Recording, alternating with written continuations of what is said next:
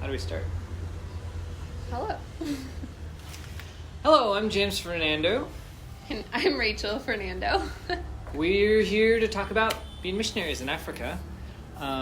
We live in Sierra Leone. We moved here in August of 2019. 2019. Right now we're sitting on our front porch, and so you can probably hear the sounds of Africa around, the horns and the birds. This is a map of Africa and where Sierra Leone is. We're going to show some pictures of the scenery in Sierra Leone. And let's talk a little bit about how we got here. So James grew up always wanting to be a missionary, and I married James, and so it kind of became my life as well.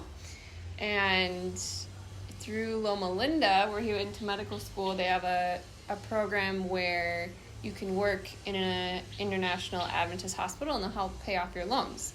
And so that's how we are financially able to be here.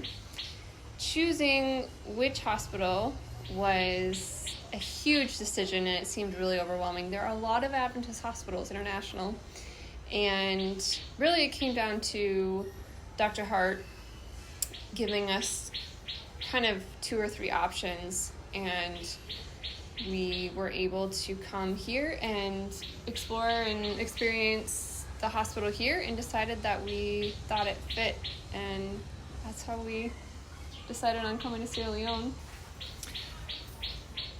So, here's some pictures of our house and our neighborhood.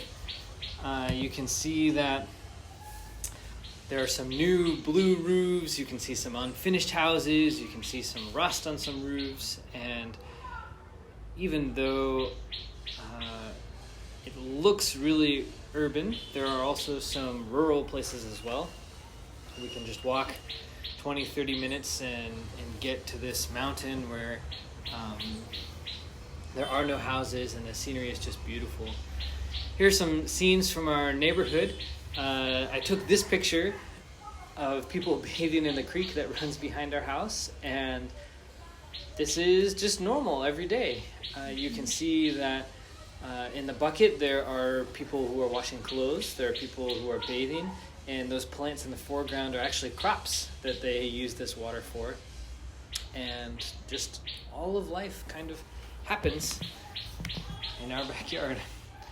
This is our neighbors across the street. You can see that they've got a little storefront there. We try to buy mayonnaise and Milk and other non-perishable stuff from them.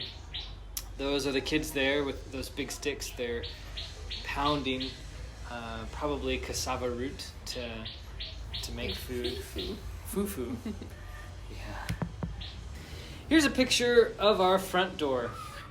The very first jog that we went on when we got to Sierra Leone, I took the key and put it in my pocket, and probably about a mile and a half into our jog, I realized the key was no longer in our pocket. And so spent a long time looking for the key. We talked to a lot of people, we wandered around, never found the key. So I came home, had to break into our own house, and the only way for them to change the lock on our door was to take the whole door to a welding shop. What you can't really see in this picture is that door is just complete solid metal. That door has to weigh 50 or 60 pounds. And so they took it off the hinges, and the guy put it on his head, and he walked off with our front door. And there are just things in Africa that you will never see anywhere else. And we lived a few days without a front door. Luckily, there's a wall that runs around our compound, and we've got security most hours of the day. Yeah. So it didn't matter that we didn't have a front door except for the mosquitoes. And a few days later, our door came back, and I'm much more careful with keys now. Poverty is a big deal here. This guy has a job, which is a rarity in this country. Most people don't have jobs. And his work all day, every day, is he smashes larger rocks into smaller rocks to make gravel. And so as you wander up that mountain that you saw a picture of earlier, you can see places where people have dug out the biggest rocks they can move, and then they pull them out onto the ground and they smash them with a hammer. And that's what he does all day.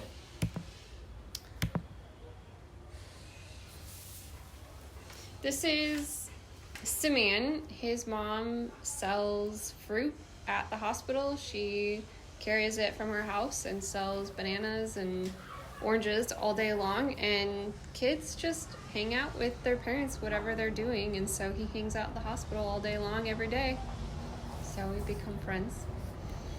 This is a little bit of what shopping looks like if you want clothes. So this is actually in Freetown, the capital, and if you're driving down the street, you see this all along the side of the road. And so this is shoes, and it's just a pile of shoes. It's the same way with clothes. It's just shirts and jeans and dresses just in a pile on the ground, and you just sort through them and hopefully find a size or a color that fits or that matches with something else. And this is our grocery store. So this market is about a quarter mile from our house, and so I walk there, and you just bring a bag with you and you buy however much you feel like you can carry back. So it's really crowded, and there's certain parts where you're just constantly touching someone else and you feel like you have to be rude to like push your way through, and everyone's trying to get your attention because they want you to buy their things.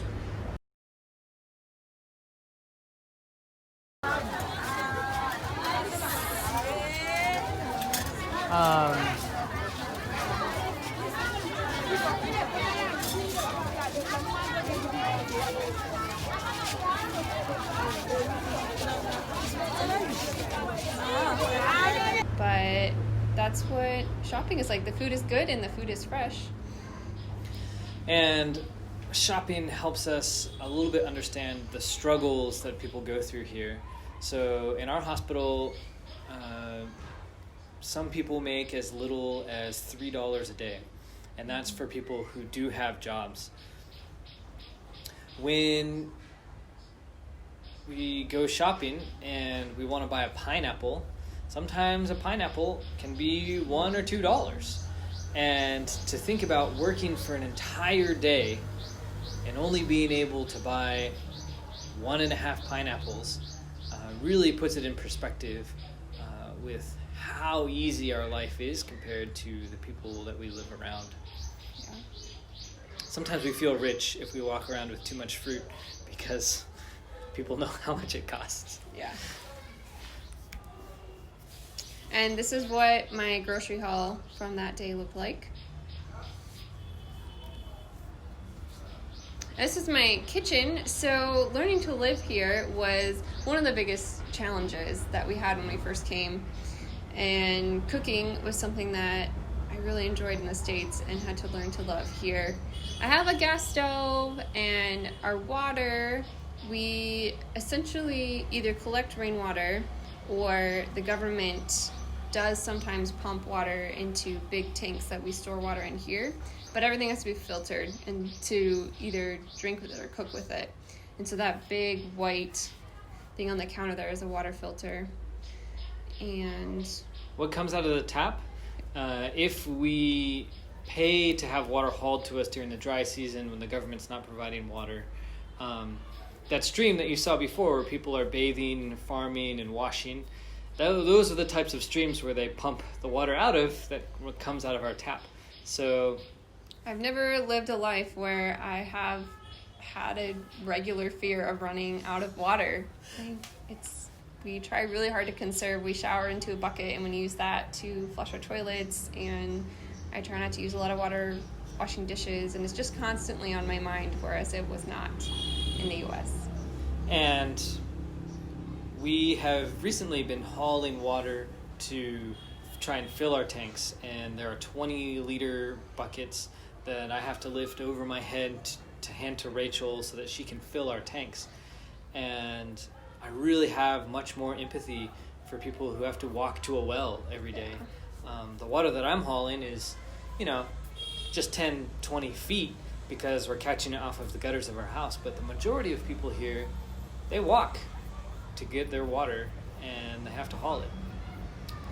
The majority of houses in this country don't look like what you see in our kitchen. At least half of our staff don't have electricity.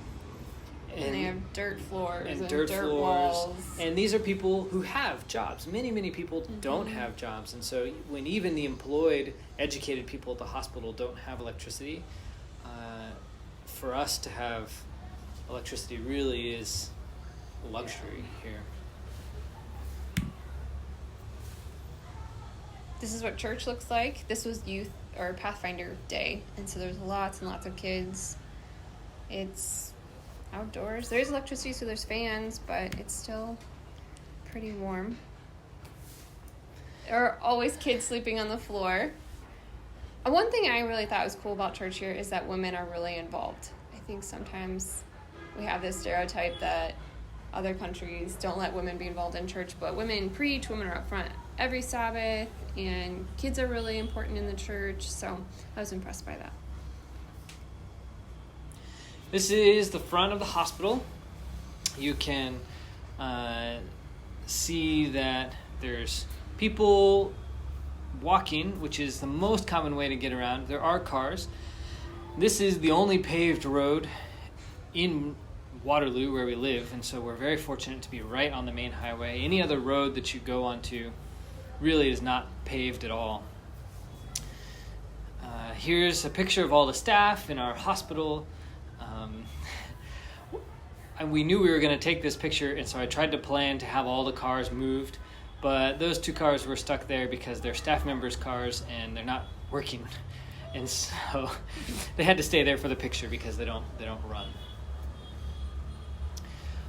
One of the things that keeps me sane in Sierra Leone is flying my drone, and in Sierra Leone, people survive on charity. Not just charity from Americans or organizations, but charity from each other.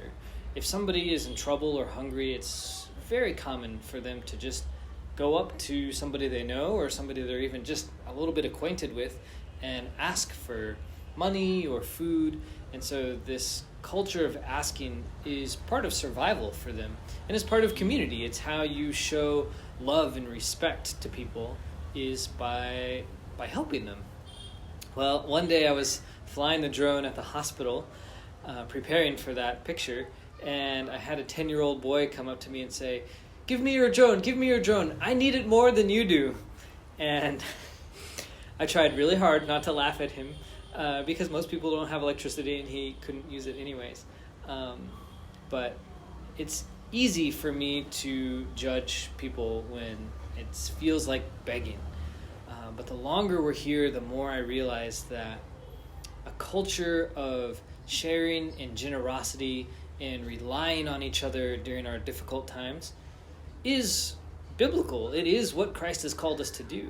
And for me to become annoyed when people are begging from me, or to think that it's rude, is for me to be short-sighted and not see that these people are giving me an opportunity to live like Christ has asked us to live, an opportunity I didn't have in the U.S. And so, although it's silly that 10-year-old boys are coming begging for drones, there's always something to learn.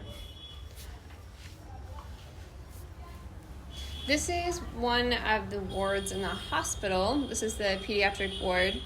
So you can see that the beds are pretty close together. There's not a lot of privacy, and a lot of the family stays around the bed. So the nurses provide the medications, they put the IVs, but the family provides blankets and pillows and food. They help the patient go to the bathroom. So the family has to be involved to help with their care.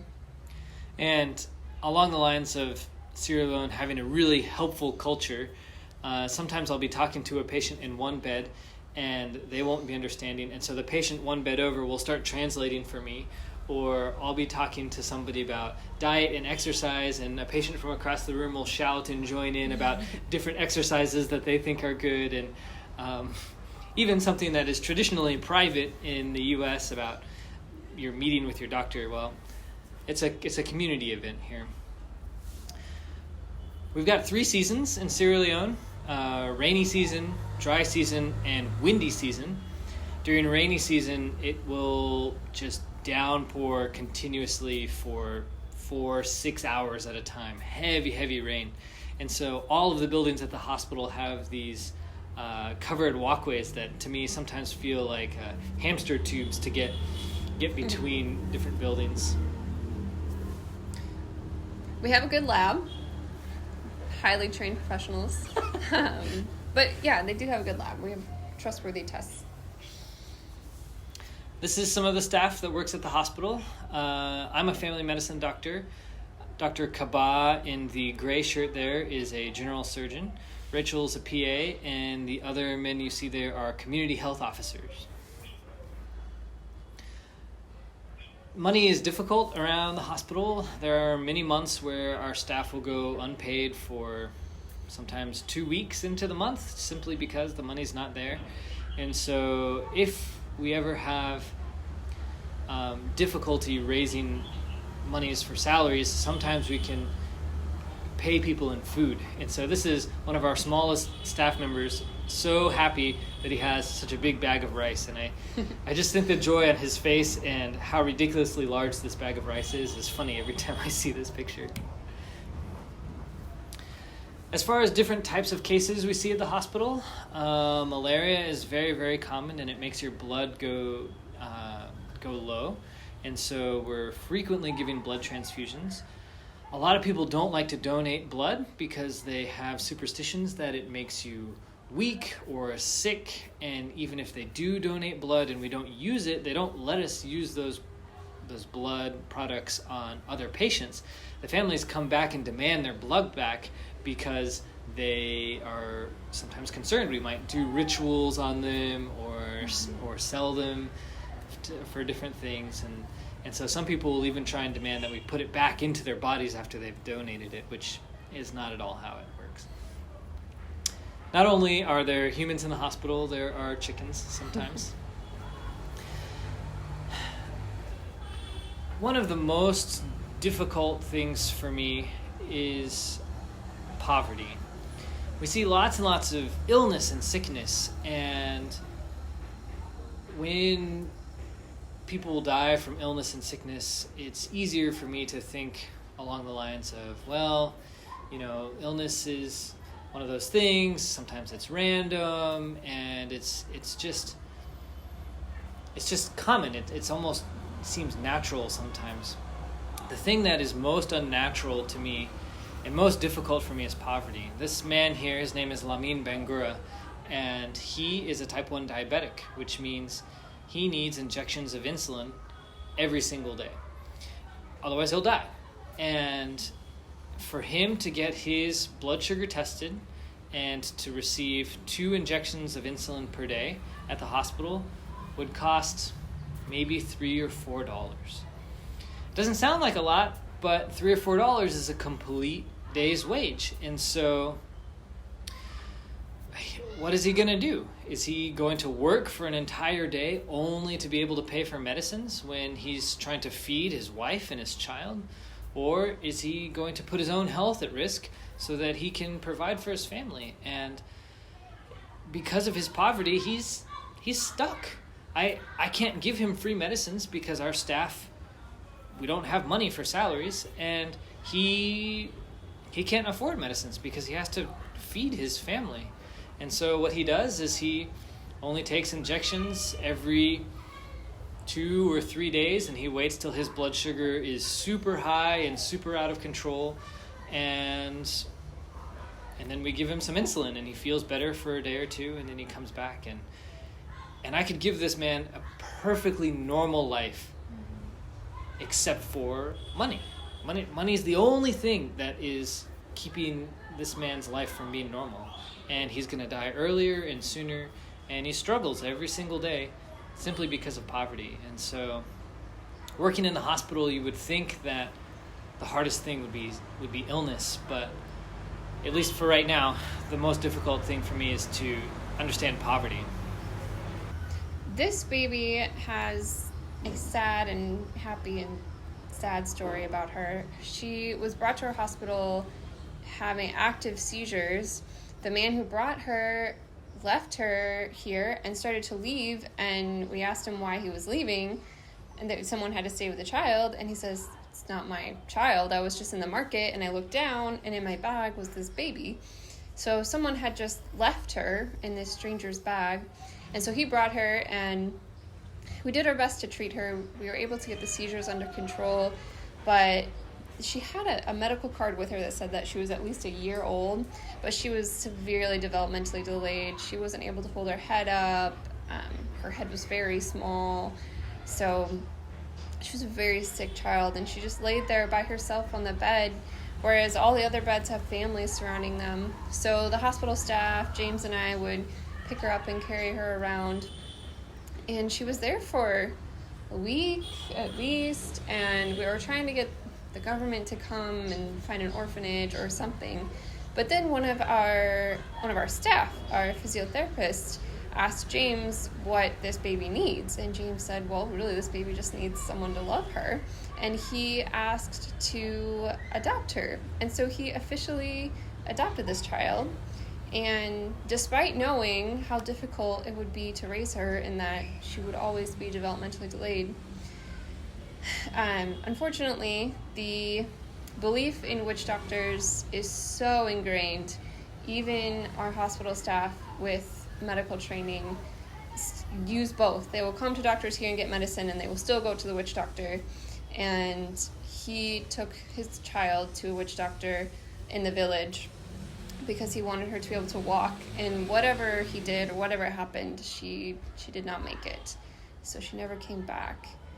But the superstition around developmentally delayed babies, do you want to tell a story?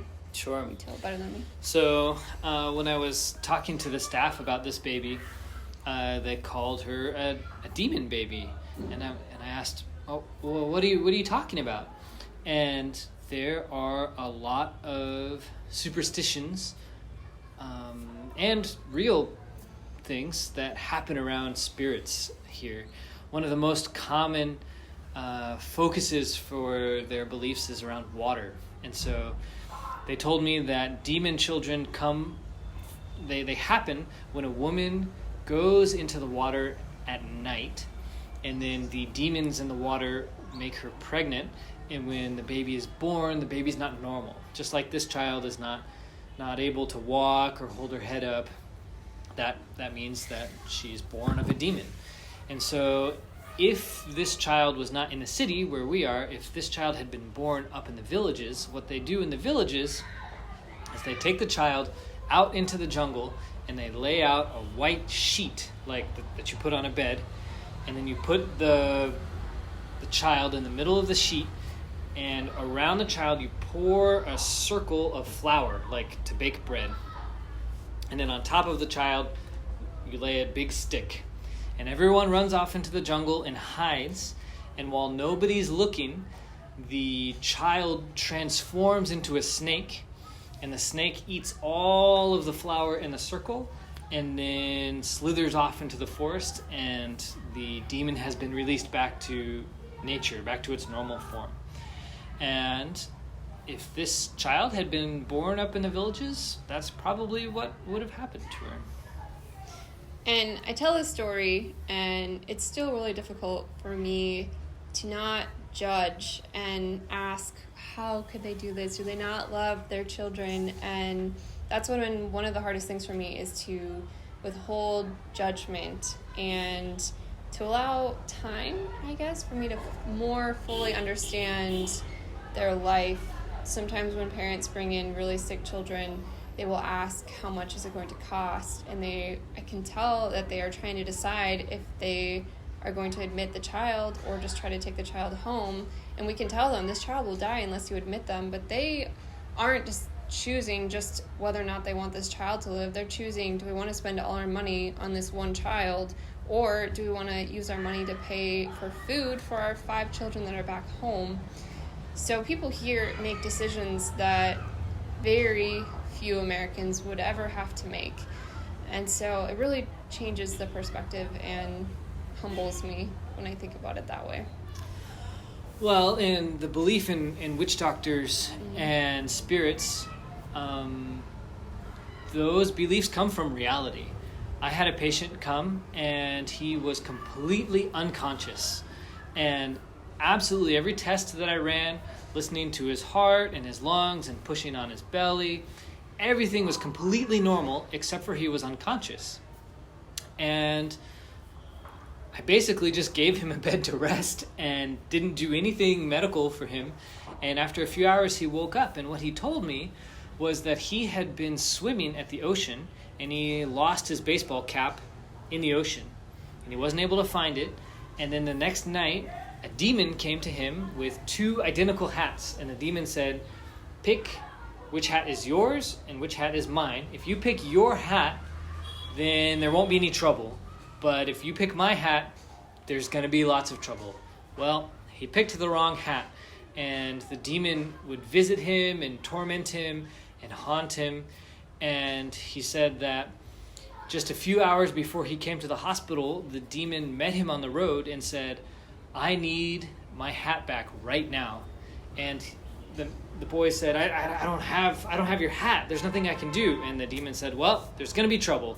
And then he was knocked unconscious. And that's how I saw him. He was truly unconscious. And I offered prayers for him, but he was Muslim, and so he declined my prayers.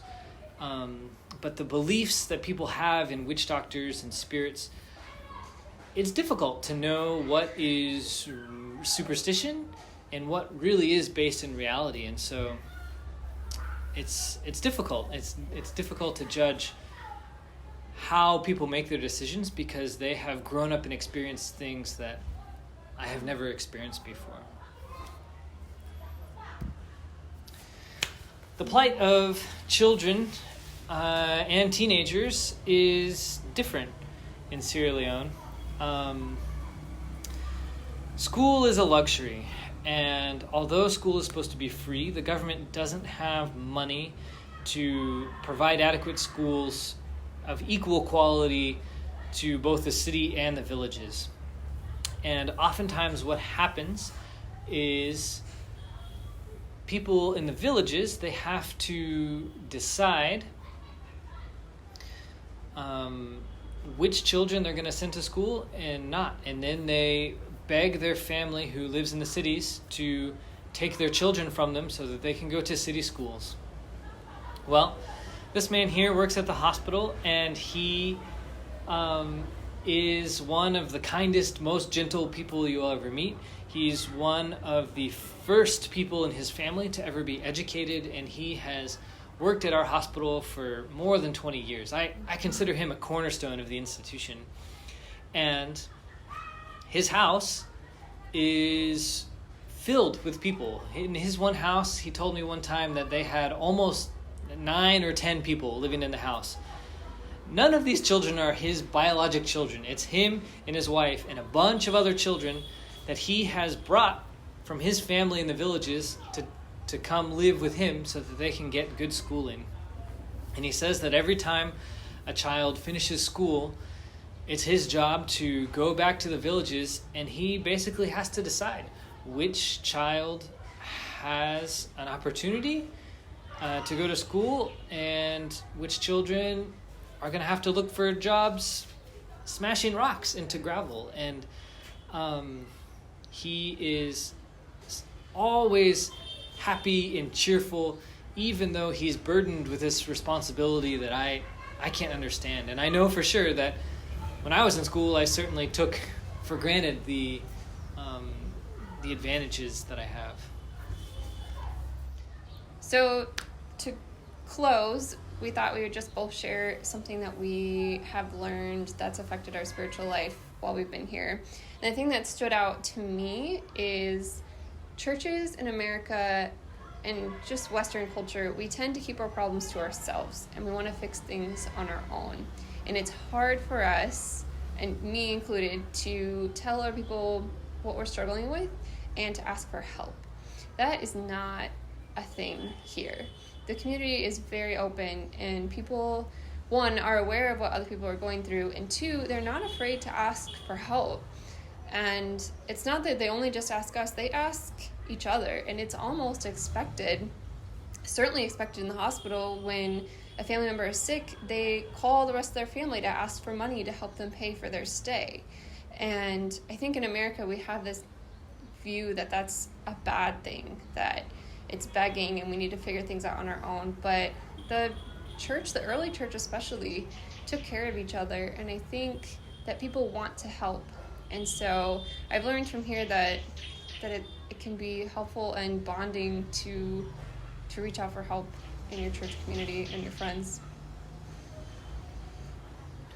The other thing that we have learned in our time here is about forgiveness.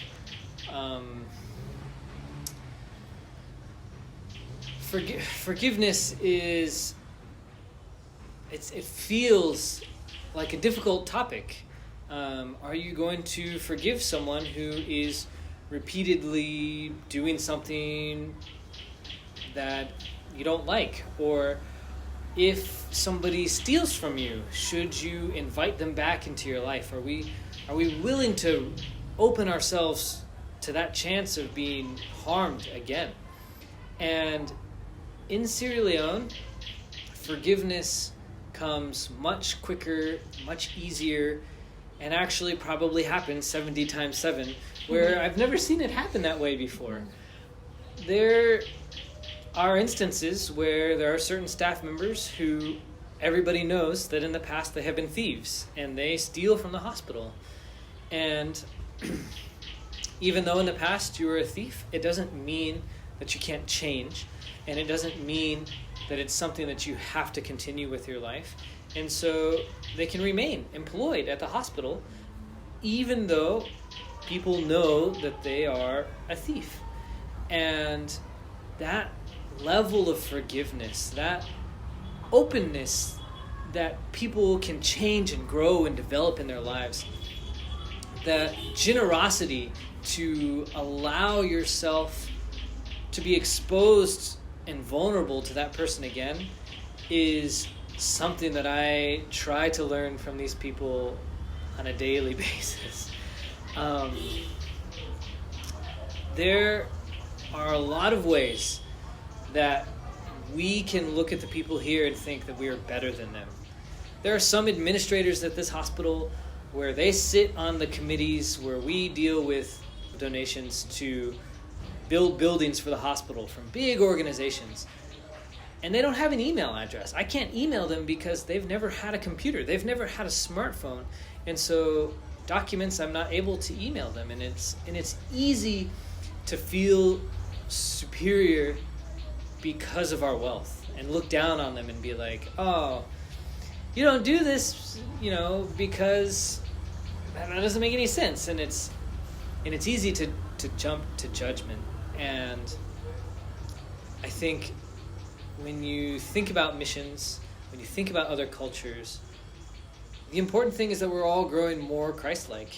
And by learning about generosity and forgiveness, I am becoming more Christ-like being a missionary. And I hope that they find things to learn from me too. And I would encourage all of you to go on a mission trip. You don't have to live overseas forever, but I do think experiencing other cultures and seeing the body of Christ working globally is a powerful and important thing.